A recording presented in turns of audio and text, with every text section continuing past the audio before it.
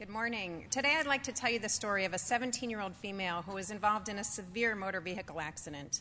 She was hit by a truck traveling 55 miles an hour. And upon arrival to the emergency room, she was comatose, intubated, hypotensive. Pupils were fixed and dilated. She had cerebral spinal fluid leaking from her ears and nose, and her Glasgow coma score was only 4. A STAT CT scan showed a severe basilar skull fracture, occipital bone fracture, as well as severe diffuse cerebral edema with compression of the ventricles, loss of sulci and gray-white junction, as well as multiple hemorrhagic contusions. So she was taken emergently to the operating room where the neurosurgeons placed a catheter in the lateral ventricle of her brain for the purpose of measuring intracranial pressures as well as draining cerebral spinal fluid. However, on day 2, we were called urgently, as was endocrinology, and the reason was this volume of urine in 1 hour. So I want you to take a moment and think how you would react if the nurse called you and said your patient just urinated 1,800 cc's in a single hour. Well, our reaction, besides a few choice expletives in my mind, were to order serum lights and osmolarity, and then, because this is a head-injured patient, to presume this is central diabetes insipidus and emergently treat with desmopressin and free water replacement. And then when you get your laboratory results back, you can see the sodium started at 138 and has risen acutely to 159. Serum osmolarity is high, urine osmolarity is low, all consistent with the confirmed diagnosis of diabetes insipidus. So to summarize, at the time we are asked to co-manage this patient, she's a comatose adolescent female with a massive brain injury, severe cerebral edema, hypotension, and now has acute diabetes insipidus. And we also knew that she had an extremely poor prognosis. In fact, if diabetes insipidus occurs within the first 3 days of head injury, the mortality rate is 86%, and the rest are pretty much left in a vegetative state. So we felt we had to do everything we possibly could to change those odds. So our first priority was management of the intracranial pressure. And for those of you who don't manage neurosurgical patients, this is the Monroe-Kelly doctrine. And what it states is this: within a closed space like the cranial vault, if you add volumes such as edema, it increases the pressure. And the normal intracranial pressure is 10. Our goal intracranial pressure is less than 20. And we know that if the intracranial pressure is over 30 for over 5 minutes, brain cells begin to die. So there are many methods that the neurosurgeons use to reduce the intracranial pressure, including surgical removal of a mass, if possible, drainage of cerebral spinal fluid, and then hyperosmolar therapy. The standard for years has been Mannitol, but a new and emerging therapy is hypertonic saline. And then if these don't work, there are various rescue agents that can be employed. I want to focus now on the choice between Mannitol or hypertonic saline.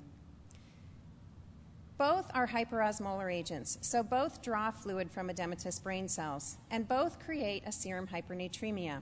But Mannitol causes an osmotic diuresis, which can cause dehydration, and it is known to cause acute renal failure if the serum milliosmoles are above 320.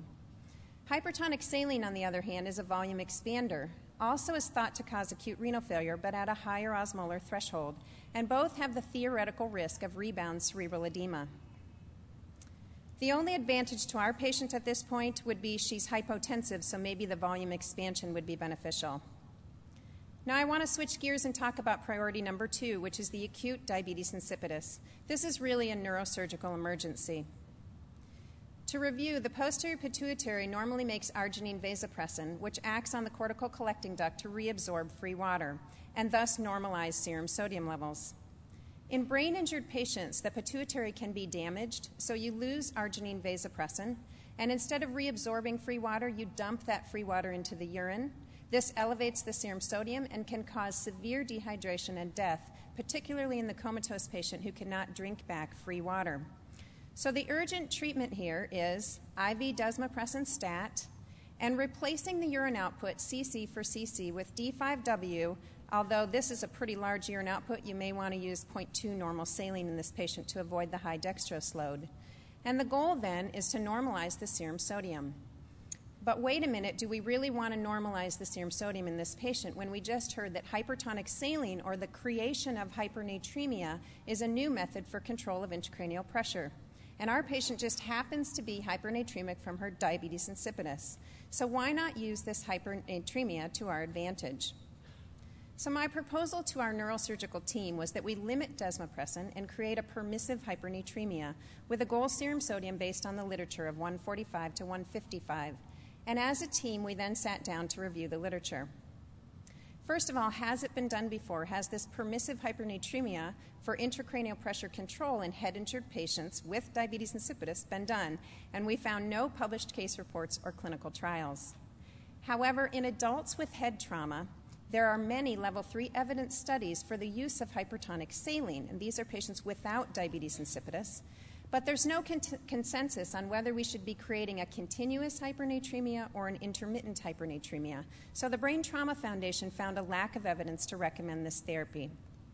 However, in pediatric and adolescent patients with head trauma without diabetes insipidus, and remember our patient is 17 years old, there are 3 level 2 evidence trials suggesting the benefits of hypertonic saline and creation of continuous hypernatremia for the control of intracranial pressure, such that the Pediatric Brain Trauma Foundation recommends this therapy.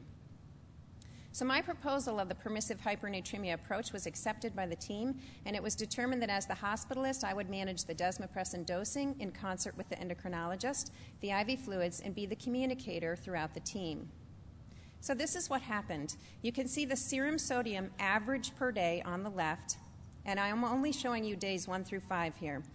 At the onset of diabetes insipidus, the sodium abruptly increased. We then gave some desmopressin and brought the sodium down, but we kept it within our hypernatremic range. And I can tell you this was very difficult to do. It took many hours during the day and lots of phone calls at night, changing the desmopressin dosing, changing the fluid saline content to keep the sodium within this hypernatremic range. However, we could do it. We did it. The question, though, is, how did this affect intracranial pressure? And in fact, the intracranial pressure stayed under 20 for this entire 5 days with no further rescue agents needed, which was pretty amazing.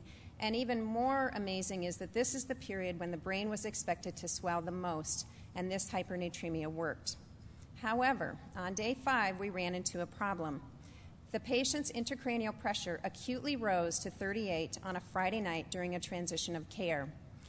The neurosurgical resident on call was called, and he gave Mannitol in response to this increased intracranial pressure, which is fine because that's our normal treatment of intracranial pressure elevations. And this was able to control the intracranial pressure. However, it increased the urine output.